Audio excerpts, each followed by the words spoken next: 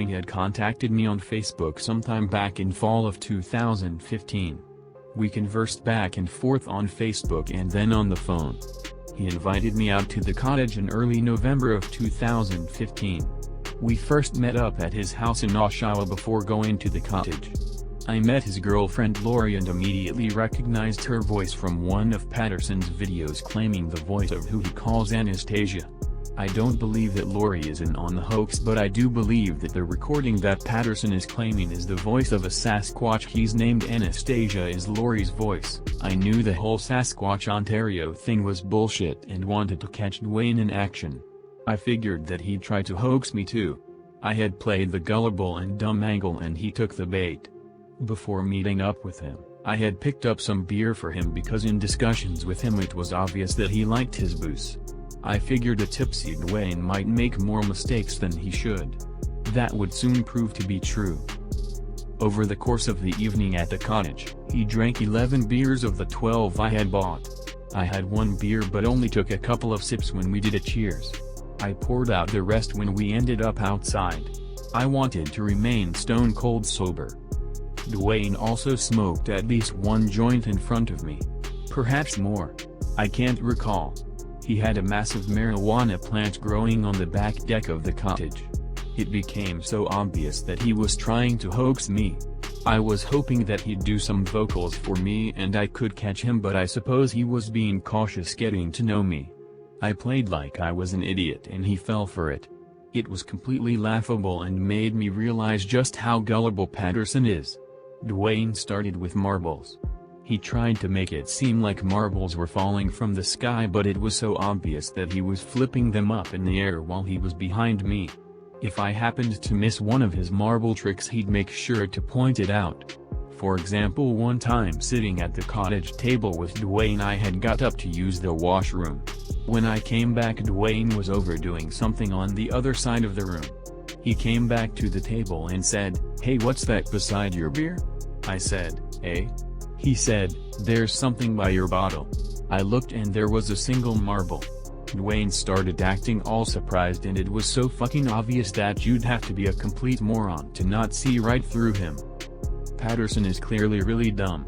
Then Dwayne starts saying something like, "I wasn't even at the table when you were in the washroom. This is crazy." He starts to look around the table and under it while saying, "Maybe there's more." Of course he points to the floor over by my feet and says, "What's that?" I look down and there's another marble. It was so stupid and apparent that the freak had placed the marbles there. It became more obvious when we went outside and he was behind me walking down the steps.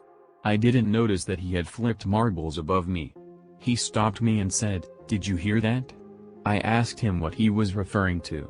He said that something hit the ground to my left. Sure enough, more marbles.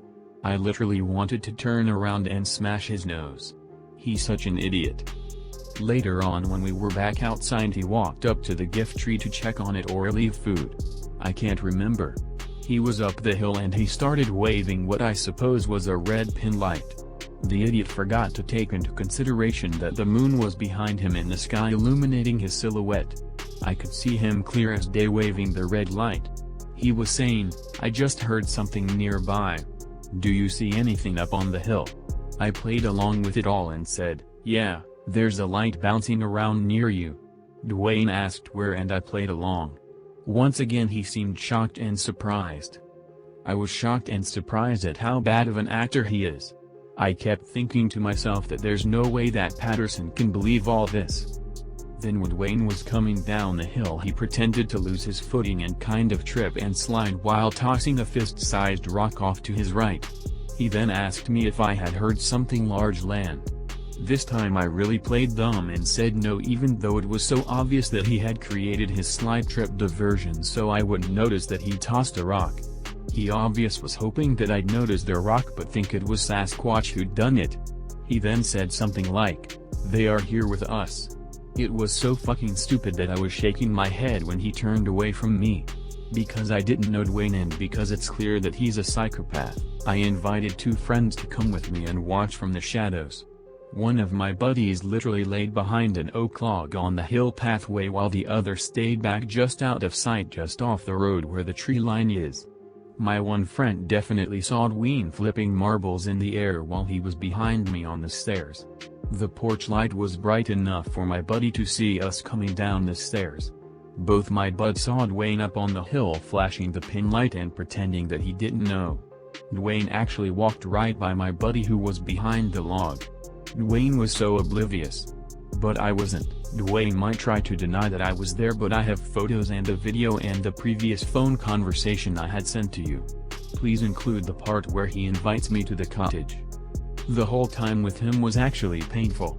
He is such a bad actor and loser that I couldn't wait to get away from him. I really wanted to have more chances to catch him hoaxing, so I really played along with his ridiculousness. I hoped that he would eventually get really comfortable with me enough to try some of the other hoaxing on me that he does on Patterson. Unfortunately, other people seemed to be involved in catching him and he got spooked. This was all not long after Dwayne and Patterson had their falling out. Dwayne was trash-talking Patterson so much with me. He was non-stop about how much of a piece of shit Mike is. He even said that Mike was still beating up women. Dwayne wanted me to write up a summary of what happened at the cottage. I didn't really want to since I knew it was all bullshit, but I thought about it and realized that it could help to build trust with him. I had my then girlfriend write up the summary since she's way better at writing. I praised Dwayne and acted as though everything was legit. Well, none of it was legit. I will send you personal messages that people sent me on Facebook about me visiting with Dwayne just to prove to everyone that it did happen. He contacted me once after I sent him the summaries asking me to send him a photo of myself. He was claiming that I was one of Patterson's friends and was sent to spy on him. It was so stupid. I didn't send the freak a photo. Perhaps he realized that I was onto him because within a few days he had begun confessing to everything. I was shocked about that. Perhaps he figured out that I had secretly videotaped him placing the marbles on the table. I won't send that video to you yet because I have to find out if it's legal. I will send you a photo of inside the bathroom though, where Dwayne has been caught yelling out of in his Sasquatch voice. It is 100% a photo inside the bathroom, and my story here is 100% true. Even if no one believes me, Dwayne knows I was there with him.